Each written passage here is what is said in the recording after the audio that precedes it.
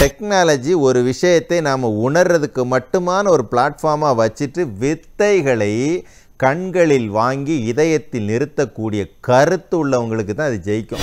சாட்சாத் அந்த போகரே வந்தாலும் சரி, சாட்சாத் இந்த கலியுகத்து அவதார தெய்வமான முருகனே வந்தாலும் சரி, உங்ககிட்டருந்து ஒன்றும் அசைக்க முடியாது. ஒத்துழைக்க நீங்கள் ரெடின்னா ஒன் டே மேஜிக்கை காட்ட நானும் ரெடின்னு சொல்லுவேன். ஏன் நீங்கள் தோத்துக்கிட்டே இருக்கீங்கன்னு நினைக்கிறீங்க? அங்கங்கே மூக்கை நோண்டிக்கிட்டு இல்லை மல்லாக்கப்படுத்திட்டு குளிக்காமல் வேட்டி ஈட்டி கட்டாமல் கட்டில் உட்காந்துட்டு குப்புறப்படுத்திக்கிட்டு சௌரியத்துக்கு கேட்பீங்க. வித்தை அங்கு கருத்தாக உள்ளே போகலை. அதனால் உங்களுக்கு வெற்றி என்பது தள்ளி போகக்கூடிய ஒன்றா மாறிடுச்சு. ஒரு குருவுக்கான மரியாதை என்ன, ஒரு சீடனுக்கான தகுதி என்னன்னு எல்லாத்துக்கிட்டே ஒரு புரிதல் இருந்துச்சு. கண்ணும் கருத்துமா இருந்து பாருங்க, தொட்டதெல்லாம் ஜெயிக்கும் உங்களுக்கு.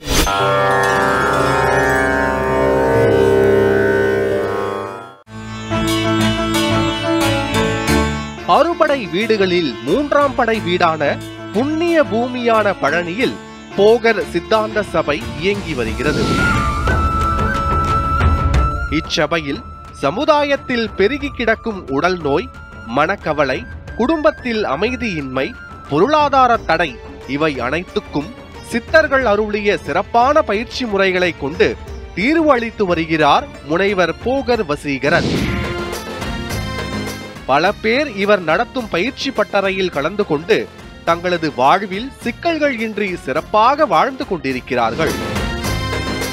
முன்பதிவு மூலம் மிக குறைந்த நபர்களுக்கு மட்டுமே இந்த பயிற்சியை அவர் நடத்தி வருகிறார். ஒரே நாள் பயிற்சியில் மிகப்பெரிய மாற்றத்தை பலர் அடைந்திருக்கிறார்கள்.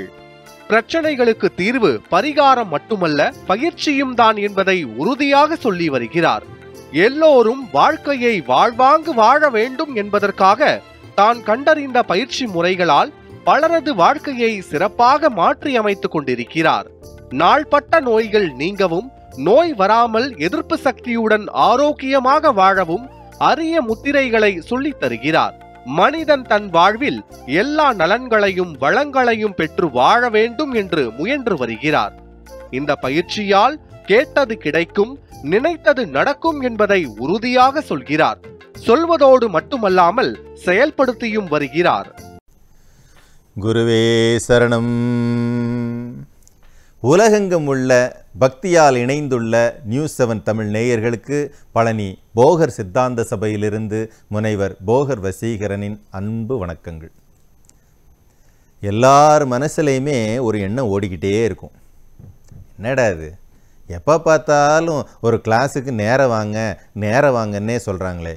இன்றைக்கி டெக்னாலஜி அப்படியா இருக்குது? ஆன்லைனில் என்னென்னமோ சொல்கிறாங்களே, ஆன்லைனில் எவ்வளோ உபதேசங்கள்லாம் கொடுக்குறாங்களே, என்ன சாத்தியமில்லாமையா போயிடுச்சு? அதை உபதேசம் கொடுக்குறவங்க இல்லையா, இல்லை வாங்குறவங்க இல்லையா? எதுக்கெடுத்தாலும் நேரடியாக வரணும்னு என்ன சட்டமாக இருக்குது? இது ஆளை ஏமாத்துறதுக்காக சொல்கிறாங்க அப்படிங்கன்னு ஒரு பல பேர்கிட்ட இந்த உணர்வு வரும். என்ன காரணம்னா டெக்னாலஜி. இன்றைக்கி உள்ளங்கையில் உலகம் அப்படின்னு சொல்லக்கூடிய அளவுக்கு டெக்னாலஜி வளர்ந்துட்டதுனால உங்களுக்கு ஒரு எண்ணம் என்னென்னா, இதை ஆன்லைன்லேயே கொடுக்கலாமே அப்படின்னு சொல்லிட்டு. ஒரு குட்டியாக ஒரு கதை. சீன தேசத்தில் ஒரு ராஜா என்ன பண்ணுறாரு, ஒரு மிகப்பெரிய விருந்து ஒன்று ஏற்பாடு பண்ணுறாரு. என்ன விருந்துன்னா அசைவ விருந்து. ஆடு வெட்டி, நம்ம ஊரில் சொல்லுவோம் இல்லையா, கெடா வெட்டின்னு சொல்லிட்டு, கெடா வெட்டி ஒரு அற்புதமான விருந்தை ஒன்று ஏற்பாடு பண்ணுறாரு. ஆட்டை கொண்டு வந்து நிறுத்திட்டு என்ன பண்ணுறாங்க, அறுவாள் எடுத்து எல்லோரும் வெட்டி வெட்டி பார்க்குறாங்க. சொத்துன்னு வெட்டு விழுகுது, முழுமையாக வெட்டு விழுகவே மாட்டேங்குது. அவங்களால ஒரே வெட்டில் ஆட்டோட தலையை வெட்டி முடிக்க முடியலை. என்னடா அது, இத்தனை பேர் இருந்து பல போர்க்கலைகளில் திறமசாலிகளாக இருந்துமா இப்போல ஒரு திணறல் வருது, என்னென்னு புரியலையே அப்படின்னு சொல்லும்போது அங்கே உள்ள ஒரு பெரியவர் சொல்கிறார், ஐயா நம்ம ஊரில் கறிக்கடை வச்சுருக்க இன்னார் வேணால் வர சொல்லலாமா அப்படின்னு. சரி வர சொல்லுங்க. அங்கே போய் பார்த்தா அந்த கறிக்கடைக்காரரு கறிக்கடையில் கூட்டம் அதிகமாக இருக்கிறதுனால தன்னுடைய பையனை அனுப்பி விடுறாரு. அந்த பையனை பார்த்த உடனே மன்னருக்கு ஒரு சந்தேகம், என்னடா அது, கறிக்கடைக்காரனை வர சொன்னால் கறிக்கடைக்காரனுடைய பையன் வந்திருக்காரே, இவன் நல்லா வெட்டுவானா? சரி அருவாளை கையில் கொடுத்தாச்சு. ஒரே வெட்டு, தலை துண்டாக போயிடுச்சு. மன்னருக்கு பயங்கர ஷாக்கு. என்னடா இது, பார்க்க சின்ன பையனாக இருக்கான், இத்தனை பேர் சொத்துன்னு வெட்டுறாங்க, இவன் கரெக்டாக வெட்டிட்டானே, எப்படி அப்படின்னு சொல்லிட்டு, தம்பி இங்கே வாயா, இதை போய் நீ எங்கேயாவது எப்படி படிச்சுக்கிட்ட, இது எப்படி தெரிஞ்சுக்கிட்ட அப்படின்னு சொல்லி கேட்குறாரு. அப்போ அந்த பையன் சொல்கிறான், டெய்லி எங்கள் அப்பா கறிக்கடையில் கறி வெட்டுறதை பார்த்து அதை அப்படியே கண்ணில் உள்வாங்கி எனக்கு பழகிருச்சிங்க மன்னா, அதனால் எளிமையாக வெட்டிட்டேன். அங்கே ஒரு விஷயத்தை வந்து அவன் உலகத்துக்கு சொல்லிட்டு போகிறான் பாருங்க. இப்போது கறிக்கடையில் ஆடு வெட்டுறது ஒரு பழக்கம். எங்கேயாவது கறிக்கடைக்காரர் போய் எங்கேயாவது ஒரு காலேஜ்லேயோ இல்லை எங்கேயாவது ஒரு இன்ஸ்டியூட்லேயோ போய் ஆடு வெட்டுவது எப்படி, அதாவது அருவாளை இப்படி நேராக தூக்கணும், இத்தனை சென்டிமீட்டர் தூக்கணும், இவ்வளோ உயரத்துலேருந்து இவ்வளோ அழுத்தத்தில் வெட்டணும், இந்த இடத்துல தான் வெட்டணும், அப்படி எங்கேயா கற்றுக் கொடுத்து பார்த்துருக்கீங்களா? இது எப்படி வந்துச்சு? உணர்வாக வாங்கியது, உள்வாங்கியது, கருத்தாக உள்வாங்கியது. அப்படித்தான் இந்த பழக்கம் வரும். ஒரு வித்தையை கொடுக்குறோம் அப்படின்னா அதில் 2 விஷயத்தை நீங்கள் கவனிக்க வேண்டியதாக இருக்குது, 2 விஷயத்தை உள்வாங்க வேண்டியதாக இருக்குது. ஒன்று வித்தையை கொடுக்குறவர் சைட்லேருந்து, இன்னொன்று வித்தையை வாங்குறவர் சைட்லேருந்து. 2 விஷயத்தை நீங்கள் கண்டிப்பாக கவனிக்கணும். வித்தையை கொடுக்கிறவர் ஒரு வித்தையின் மேல் முழுமையாக அனுபவத்தை பெற்றிருக்க வேண்டும். தான் பெற்ற அனுபவத்தை உள்ளே இருந்து அப்படியே உணர்வாக வெளியில் கொண்டு வந்து கண்கள் வழியாக வெளியே கொடுக்கணும். இந்த வித்தையை வாங்குறவங்க கண்கள் வழியாக அதை அப்படியே உள்ளே வாங்கி இதயத்தில் போய் நிறுத்தணும், மனசில் போய் நிறுத்தணும். கருத்துடன் நடக்க வேண்டியது உபதேசம். போகிற போக்கில் டெக்னாலஜி வளர்ந்துருச்சுங்கிறதுனால ரொம்ப மனுஷனுக்கு சோம்பேறித்தனம் அதிகமாகிட்டதுனால வரக்கூடிய வார்த்தை இது.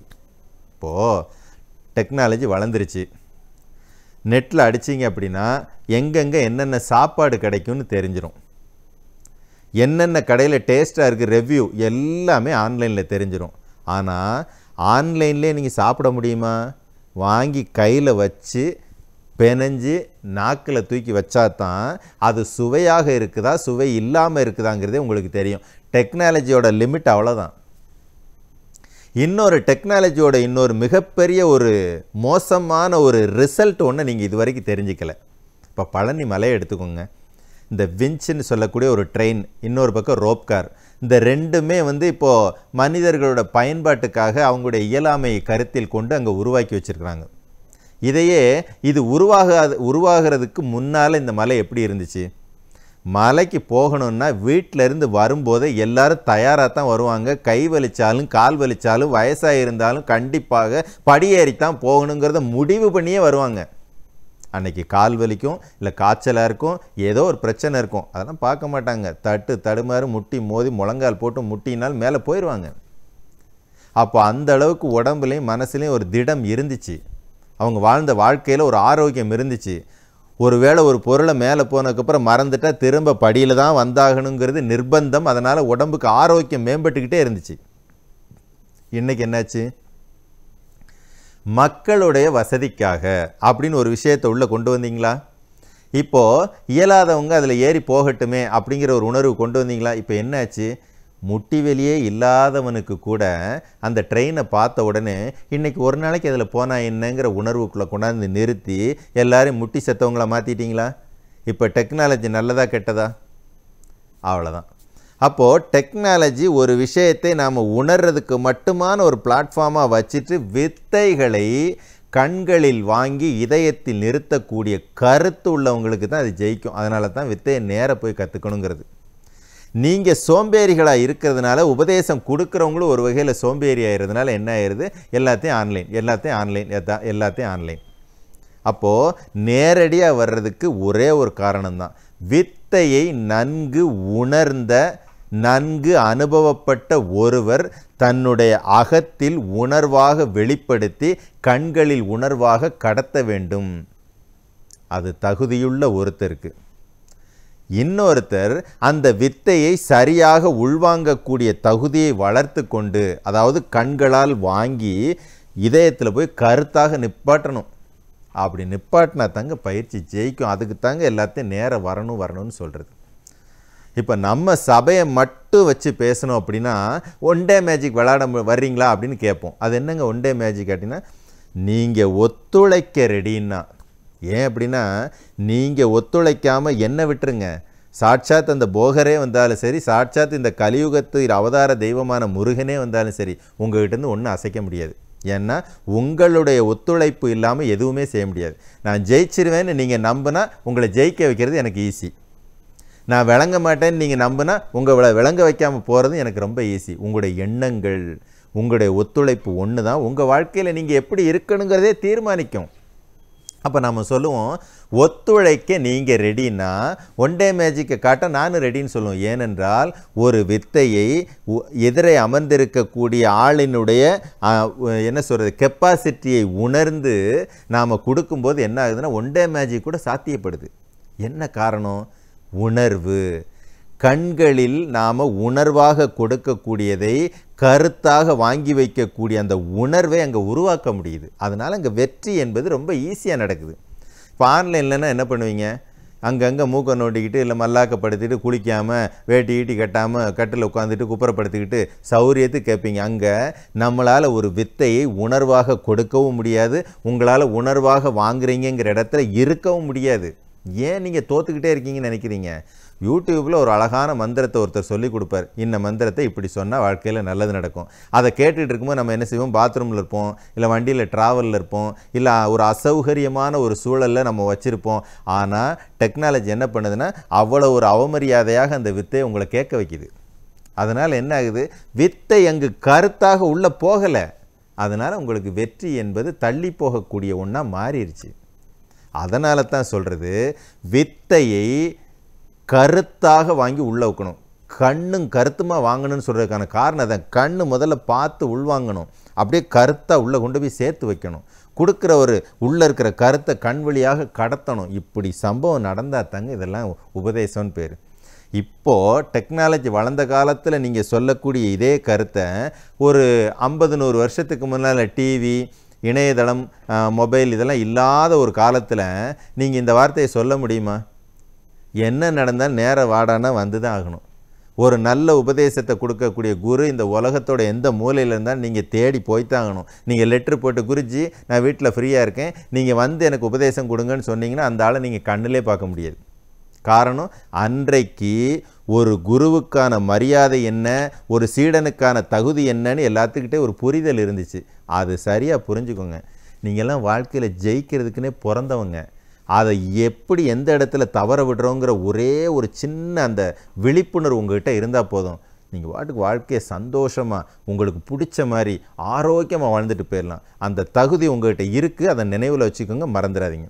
வித்தையை எப்பொழுதும் வாங்குகிற இடத்துலையும் உள்ளே சேர்க்குற இடத்துலையும் கொஞ்சமாவது கருத்தோட கண்ணும் கருத்துமாக இருந்து பாருங்கள். தொட்டதெல்லாம் ஜெயிக்கும் உங்களுக்கு. குருவே சரணம்.